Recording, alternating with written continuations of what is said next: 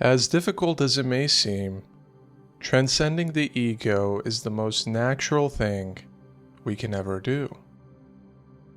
At the most basic level, being free from the ego's influence means returning to our true selves.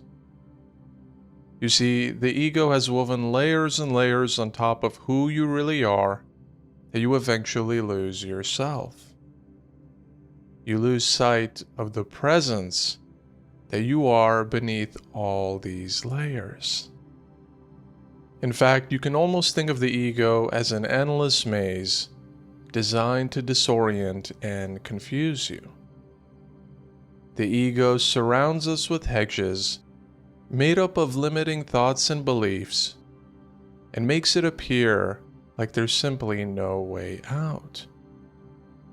But if we just look above all these different hedges, we see nothing but open space.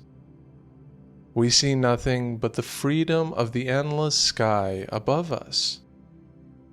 This sky is our essence, or consciousness, which surrounds the ego and dissolves any boundaries it has created. However, when we're in the maze, we don't actually see that. In fact, we're constantly looking for a way out, not realizing there is this endless sky above us. In other words, we accept the mental and spiritual boundaries that the ego creates, becoming sad, frustrated, and hopeless in the process. But enough is enough. Now is the time to truly transcend the ego. It's time to rise above the maze and to drift into the open space that awaits us. In doing so, we unlock more self-awareness and authenticity, opening the door to inner peace, improved relationships, and a deeper connection with the divine. In short, we can have a more fulfilling and meaningful life. These are just some of the many benefits that we can reap when we free ourselves from the ego's grip. Now, this all sounds great, doesn't it? But how do we actually do it? How do we actually free ourselves from the ego's grip and find true transcendence in our lives? Well, in this video, we will attempt to answer these questions and more as we explore all the different ways in which we can finally free ourselves from the ego. As many of you probably already know by now, this is part 5 of the 7-part video series called Awakening Beyond Ego. In the first 4 parts, we learned what the ego really is, how it's different from our true self, how we can become more aware of it, and how it ultimately manifests in our lives. These are all very important topics to understand before actually trying to transcend the ego. So, if you haven't spent time watching those first 4 parts, or are just struggling to remember some of the main points, then I highly encourage you to press pause on this video and watch those videos first before diving into this one. But hopefully now that we have that out of the way, let's return to the million-dollar question at hand. How do we actually free ourselves from the ego?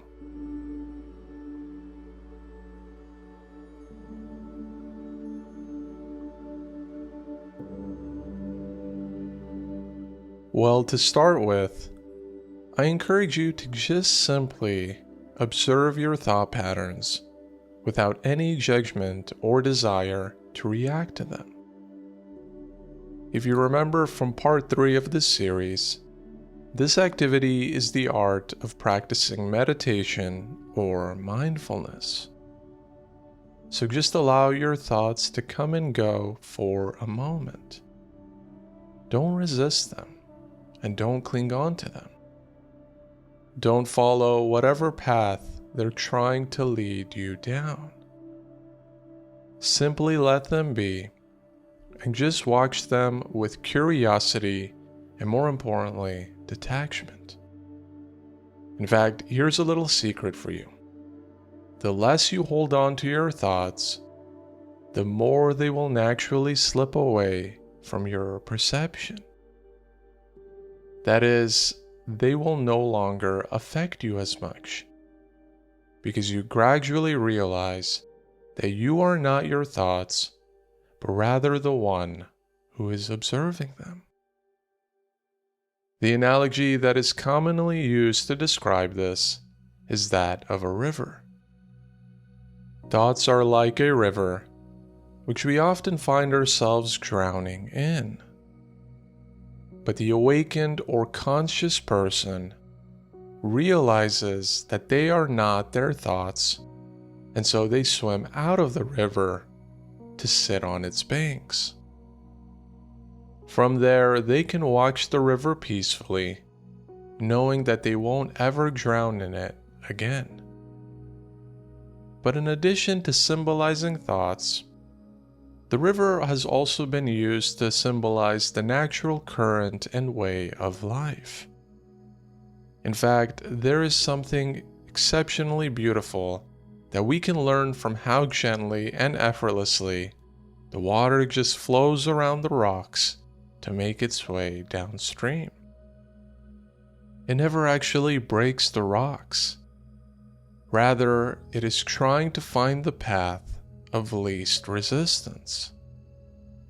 In this example, we need to be like the gentle and flexible water instead of the hard and rigid rocks. But of course, this is easier said than done. The ego has a strong pull on us, precisely because we try to resist the natural current of life. We resist the isness of the current moment, as Eckhart Tolle likes to say. But see what happens when you stop reacting and stop resisting to just be. What happens when you no longer attach yourself to your thoughts? I'll tell you, a miraculous experience unfolds.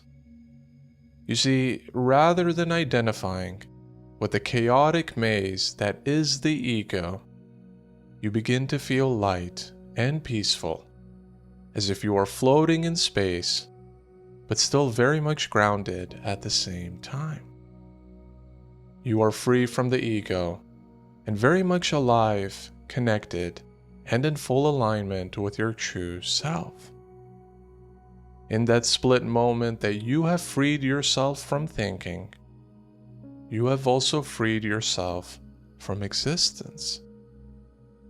You have momentarily left the physical plane and entered the spiritual plane. Eckhart has a wonderful way of describing this by stating that it is consciousness becoming aware that it is consciousness.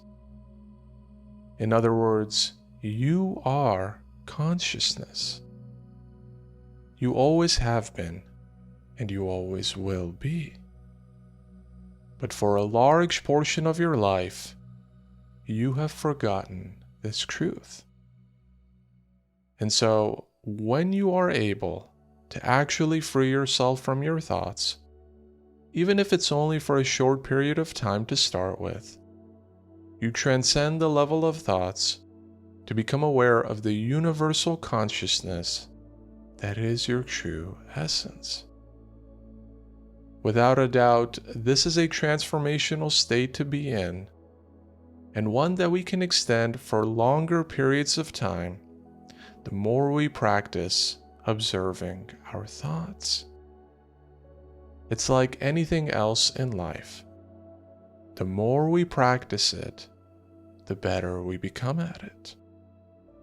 And by observing thoughts with this level of awareness and detachment, it's as if we stop running around the maze and climb it instead. It's as if we are ascending to the sky, until we actually become absorbed in the sky. Now, as wonderful as observing our thoughts can be, it is not the only way that we can transcend the ego.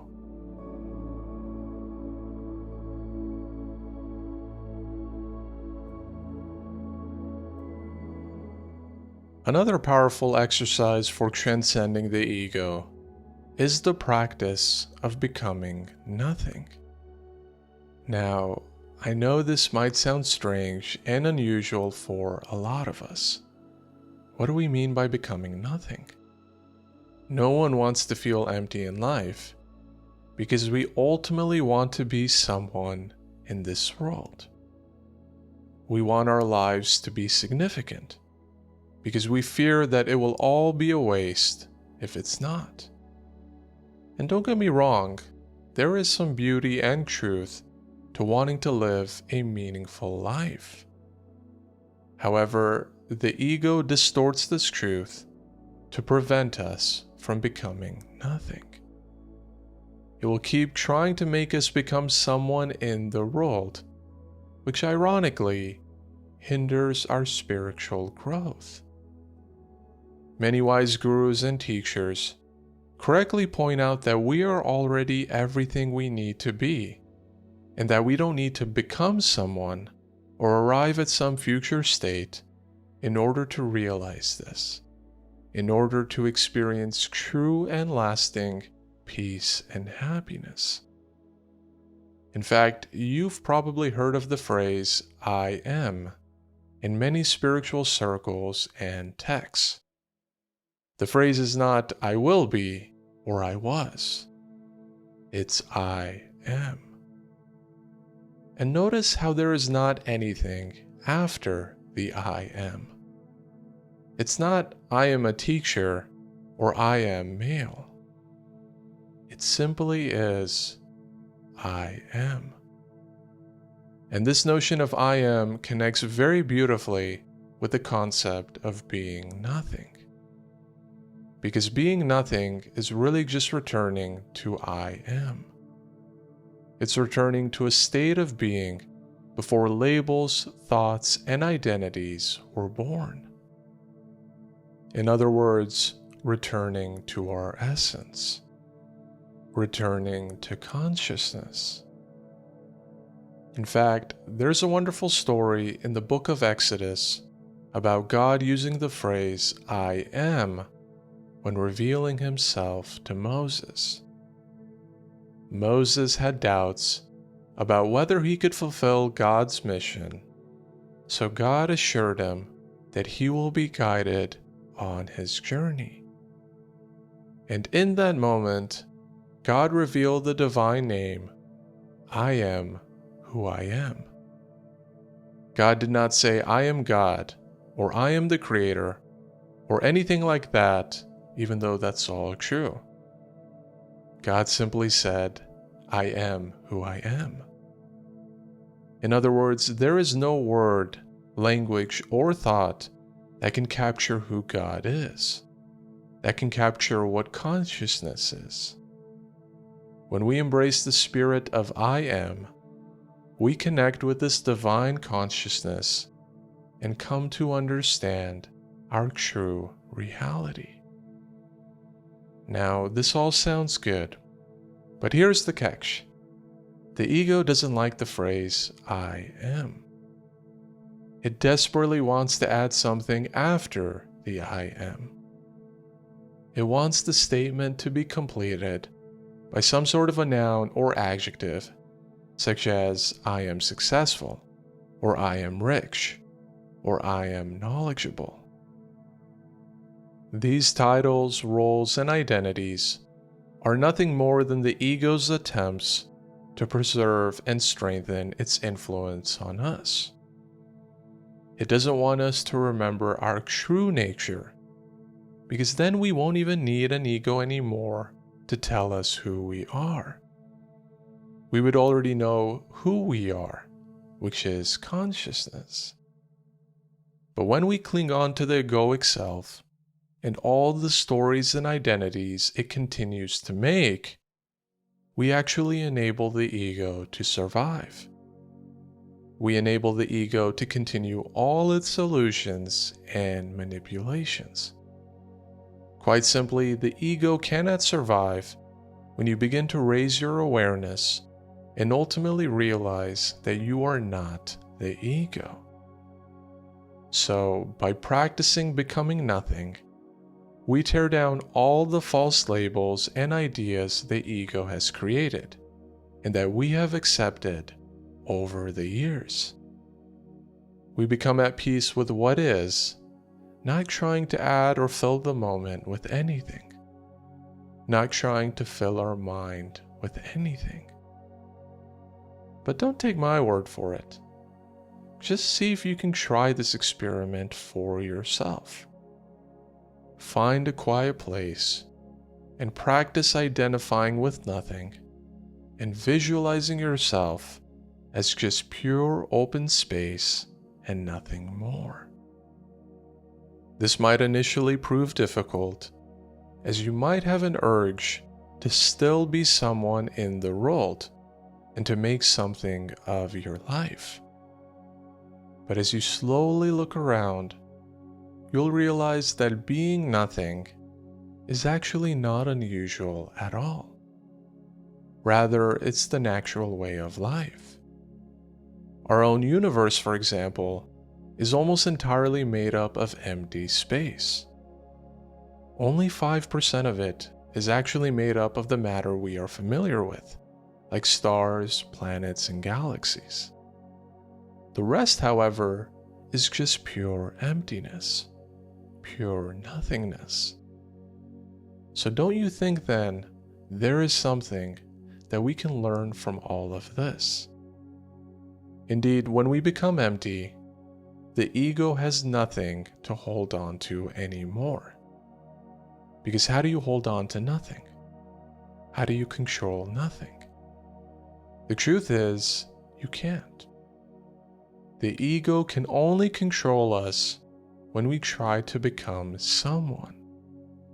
When we try to be something other than that which we already are, which is consciousness. So practicing nothingness is a great exercise for transcending the ego.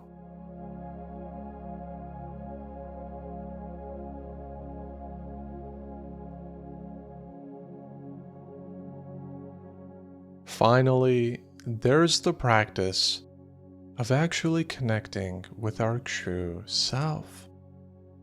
Now, we explore the true self in more depth in part 2, but it is essentially the opposite of the ego, or the false self. The more we connect with our true self, the more the ego naturally diminishes. It's like the analogy I introduced in part 2, where the ego is darkness and our true self is the light. Darkness is nothing more than the absence of light. It has no inherent properties of its own. When we let the light of our true self shine through, the darkness of the ego disappears and is no longer there. So, if connecting with our true self can help us actually transcend the ego, the next question is, how can we actually connect with the true self more? Well, in part 3, I mentioned meditation, mindfulness, and introspection, which are all powerful practices to cultivate awareness and to ultimately recognize our true self. But beyond that, connecting with our true self is really just a feeling. It's a vibrational energy that we will recognize when we truly experience it. It's like the saying, when you know, you know. For me, this feeling transpires as a powerful rush coursing through my entire body. I sometimes feel goosebumps, as if beams of light are pouring out from within me. Now, I know this might sound too poetic for some of you, but in reality, there's really no better way to describe it. After all, how do you describe something that is beyond words and beyond language? The truth is, you can't. All I can say is that I actually feel a guiding voice inside me, a voice that is wiser and calmer than the ego, a voice that belongs to none other than my true self. Once you discover and start following this voice, it will reveal the path of transcending the ego. That is, all you really have to do is arrive on the path, and then your true self will show you the entire way. It will guide you throughout your entire journey, just like God was guiding Moses throughout his entire journey. That is how powerful our true self is. More powerful than anything our ego can contrive or conspire. Now, there is one practice for transcending the ego that we haven't really discussed yet, and that is embracing the present moment. I wanted to cover this in a video all on its own, which is part 6 of this series, because this practice encapsulates every other practice we have discussed so far. At the heart of observing our thoughts, becoming nothing, and connecting with our true self is a deep connection with the present moment, the only moment that ever truly exists. The past and future are nothing but thoughts in our mind, thoughts that the ego often manipulates. But when we live in the present moment, we reclaim our power and find true freedom.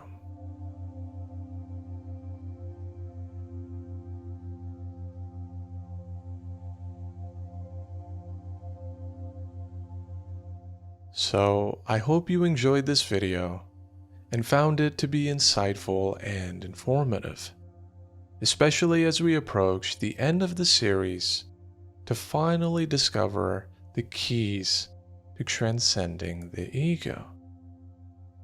I want to thank you for being here right now and for investing the time and energy in this essential practice. If you're looking for more content like this that can help you on your spiritual journey, then please take a moment to subscribe to the channel and hit the notifications bell so that you are always on top of every video that comes out. Don't also forget to hit that like button and to share all your thoughts, questions, and even personal experiences with this topic in the comments below. With your help, we are creating and growing this beautiful community of like-hearted souls on one common mission: transcending the ego and awakening to our true self and purpose in life. So thank you again for tuning into this video, and I look forward to seeing you back here again for part 6, Embracing the Present Moment.